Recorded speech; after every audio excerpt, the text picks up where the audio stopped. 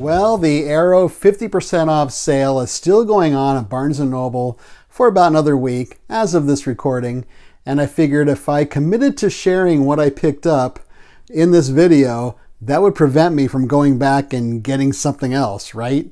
At least that's the plan, and that brings us to today's episode. This is the Kazdoy Closet. I'm Kazdoy. That's my closet full of all the stuff that I love, and today a look at which Arrow discs I picked up during this sale, and I actually watched most of them, and I will share my ratings for those as well. Let's check it out. We are going to go chronologically, starting with The House with Laughing Windows from 1976, 110 minutes long. This is in color. This is in Italian with English subtitles. It's about a young art restorer who's commissioned to save a controversial mural located in the church in this small isolated village. But then strange events begin to happen and things are not what they seem to be. This is a moody, dread-filled film. It's beautifully shot with some memorable imagery. The opening credit sequence is especially weird and really not like the rest of the film. But if you can get into this film's vibe and atmosphere, I think you'll enjoy it. It worked for me. Has a lot of haunting visuals that I thought about several days afterwards. Some argue whether this is a giallo or not.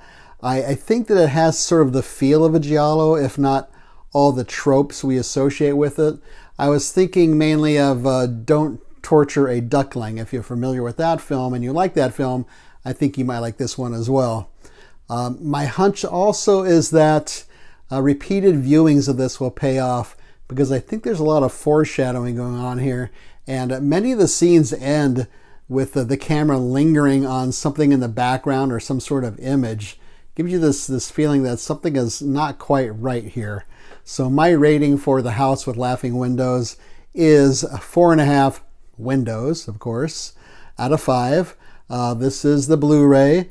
It comes like this with a this regular slipcover here, and then the hard box housed inside of it. Nothing on the back. And here is the Blu-ray with the reversible artwork there. And there is that's the inside. And there's also a booklet, which I believe is a 60-page booklet, like that.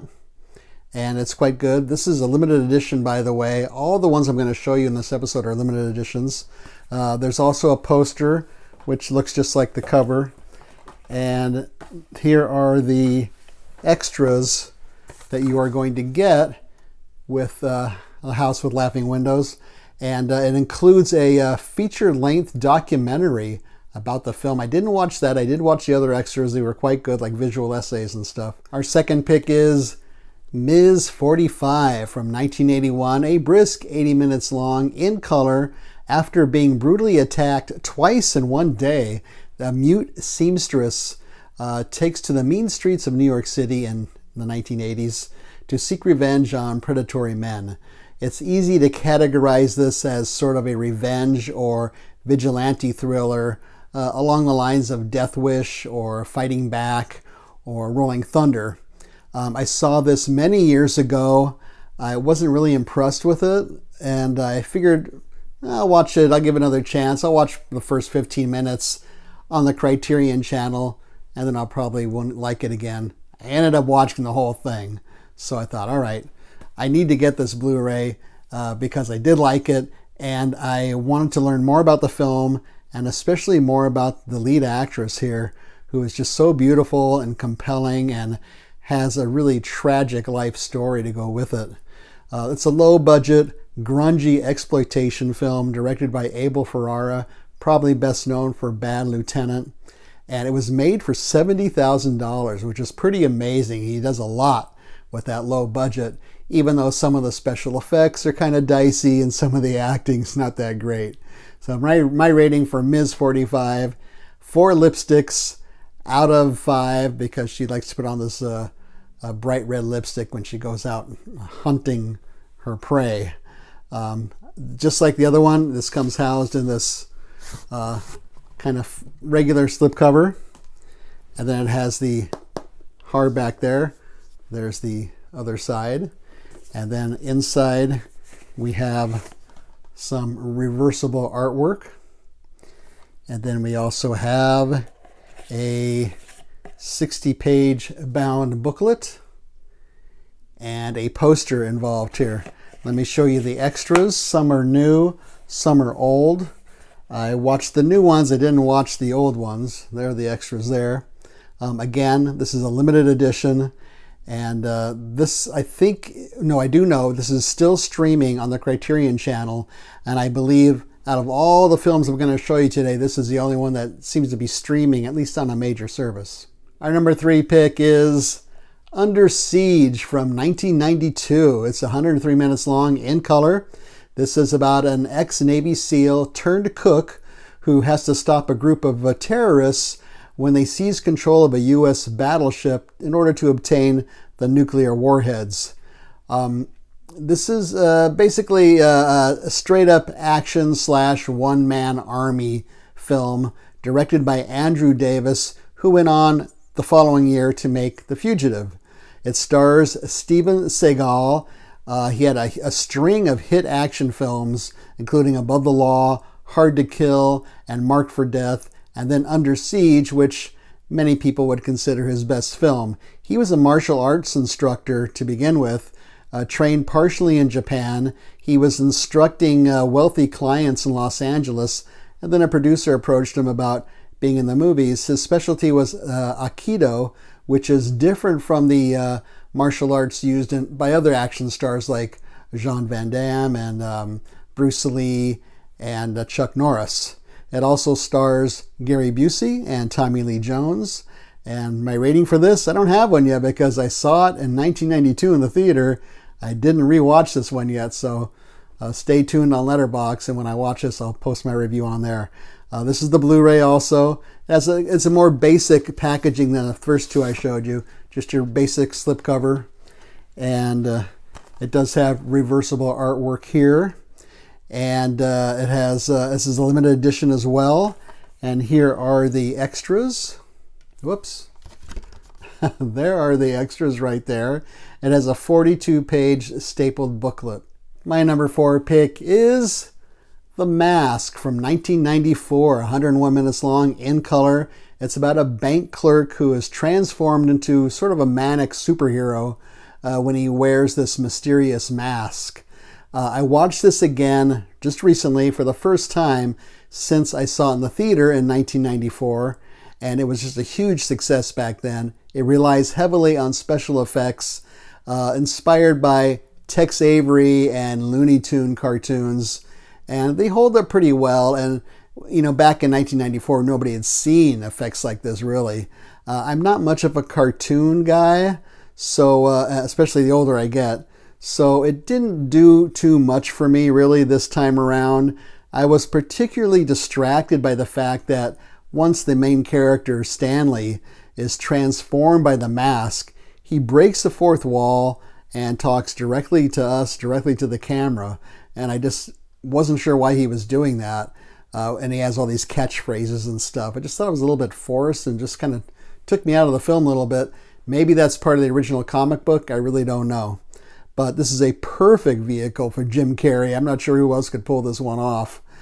He made this in between Ace Ventura and Dumb and Dumber, so he's really the height of his career with a lot of big hits. It's also the film debut of Cameron Diaz, and I remember the first time we saw her on screen, it was, wow, look at this woman, she's incredible. So my rating for The Mask, I'm going to give this 3 dogs out of 5 because I like the dog he has in this film. I think his name is Milo, I'm not sure. So this goes back to the other packaging I showed you earlier. It has the regular slipcase here, and then the hard box here. There's the front and the back. And it has reversible artwork right there. And it has a booklet. This is a limited edition as well. It has a 40-page perfect bound booklet like that, and a poster, And let me show you the extras. I don't think I watched any of these extras. I just kind of forgot to. And so, like with all these, multiple extra features on this disc too. And for our fifth pick, saving the big one for last, this is Shawscope Volume 4. These films range from 1975 to 1983. They're in color, they're in Mandarin, Cantonese, and apparently in English also, or partially in English. This is the fourth and possibly final limited edition box set from, quote, Hong Kong's mightiest film studio, Shaw Brothers. The first three volumes rely on martial arts films. This volume is all about horror and fantasy. I'm not familiar with any of these films, but I do have volumes 1, 2, and 3. So, of course, I had to get the next volume, especially when it's half price, and especially when some of those first three volumes aren't available anymore, apparently. Have I watched all the films in all these? Of course not. I've seen a few of them. This one has 16 films on 10 discs. It has a 60-page perfect bound booklet and a bunch of extras I'm going to show you. And I think some of these films are going to be streaming on Shudder in February if you want to wait and see what those films are like. But of course, by then the sale will be over. So let me show you the extras first, because it comes with this thing that fits around the disc. So several extras here. If you want to freeze that, you can see all the extras involved. And then let me show you the inside of this. Just like the other ones, it opens up like this. This really hard box. And here is the rather extensive booklet. It's got some essays and then something about each film.